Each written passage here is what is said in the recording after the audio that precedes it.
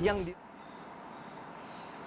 Selamat malam Mirsa, selamat bergabung di Dua Sisi malam hari ini. Mirsa, kalau kita berbicara mengenai isu kebangkitan PKI, ini selalu menjadi hal yang sangat sensitif bagi bangsa ini. Bahkan jika ada sebuah topik diskusi terkait dengan isu PKI, pasti selalu berujung dengan pro dan kontra, bahkan tidak sedikit juga berujung dengan perdebatan.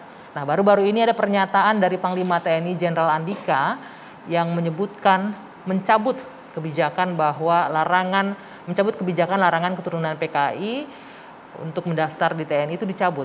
Ini juga menjadi perhatian publik, bahkan juga menuai reaksi yang beragam.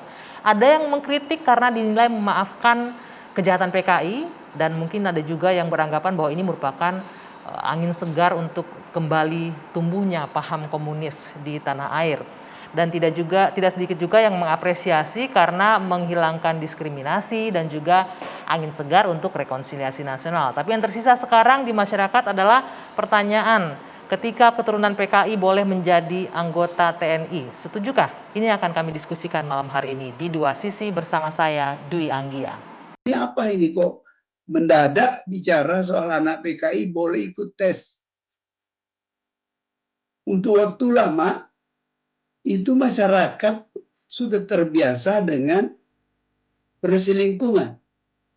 Kok tiba-tiba sekarang ada perubahan? Sebagian besar masyarakat itu terkejut ketika ada pernyataan Panglima. Terkejut dan bertanya, ada apa ini? Saya akan langsung memperkenalkan sejumlah narasumber yang sudah hadir bersama saya malam ini di studio. Dari ujung sebelah sana ada Prof. Suteki, Guru Besar Hukum dan Masyarakat Universitas Diponegoro. Selamat malam, Prof. Selamat malam. Nanti boleh digunakan mic-nya, Prof ya. Selamat Kemudian malam. ada Bung Mardhani Alisera, politisi PKS. Selamat malam, Bung Mardhani. Malam, Manggi.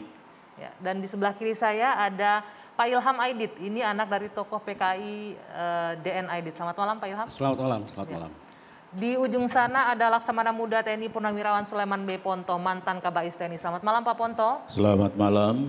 Oke, baik. Sebelum nanti kita tadi sudah menyaksikan ya banyak pertanyaan-pertanyaan yang muncul. Tadi Prof. Salim Said juga bertanya, kenapa muncul sekarang, ada apa ini? Sebelum kita masuk ke sana, saya ingin ke Pak Ilham terlebih dahulu. Pak Ilham, kita sejarah panjang memang ya PKI dan sampai saat ini adalah rekonsiliasi nasional dan lain-lainnya. Boleh nggak sebelum kita diskusi menjawab pertanyaan tadi semua, Pak Ilham cerita sedikit sebagai anak dari pelaku dan juga tokoh Partai Komunis yang kemudian sudah jelas dilarang pahamnya untuk tumbuh di tanah air ini, Anda sempat juga nggak mengalami kesulitan mungkin untuk bisa diterima di lingkungan, di masyarakat, atau pekerjaan, ataupun keluarga-keluarga dan keturunan PKI lainnya, sepengetahuan Anda? Silakan digunakan. Boleh, boleh. Ya, terima kasih. Selamat malam buat kawan-kawan dari Pak Suteki, kemudian Pak Ali, Pak Ponto. Kalau ditanya itu saya sebetulnya udah sering banget ya. Jadi artinya puluhan tahun itu pasal diskriminatif pernah ada dan kami merasakannya. Saya sendiri begitu saya lulus, saya mencoba untuk menjadi pegawai negeri. Lalu saya mengisi apa adanya dalam form isian itu. Ya, tahap pertama lulus, tahap kedua lulus, tahap ketiga kemudian saya tahu bahwa ya saat itu saya pasti tidak bisa diterima. Dan emang dari ketika saya SMA pun, ketika saya mahasiswa, saya udah tahu PNS itu tidak akan menjadi jalan hidup saya. Ya. Dan cerita-cerita itu banyak sekali. Peraturan Menteri Dalam Negeri tahun 81 itu diberlakukan sekian panjang, mungkin sekitar 17 tahun, baru tahun 98-99 aturan perundangan itu dicabut. Jadi sebetulnya kalau saat ini bisa dikatakan bahwa tidak ada lagi aturan perundangan yang diskriminatif. Jadi secara de jure tidak ada aturan perundangan. Tidak ada yang diskriminatif ya. Ya, nah, tetapi perlakuan tetap ada. Perlakuan masih tetap ada walaupun aturan perundangannya tidak ada. Tapi perlakuan diskriminatif atau sikap-sikap yang menekan, mengancam dan sebagainya kan tetap dialami oleh mereka-mereka yang dianggap berhaluan kiri atau anak-anak Keturunan dari PKI. keturunan PKI, kira-kira Tapi kan begitu. yang berhaluan kirinya orang tuanya, anak-anaknya Anda Nah. sendiri termasuk? Ya makanya itulah yang aneh.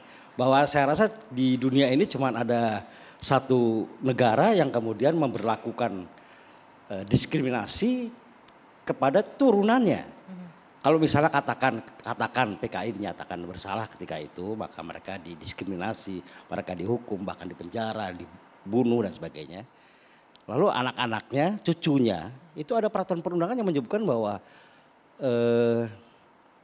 terkait langsung maupun tidak langsung. Langsung dan tidak langsung itu pasal karet yang panjang bener. Anak saya nanti punya menantu, adik menantu dari anak saya bisa jadi kena, panjang sekali itu.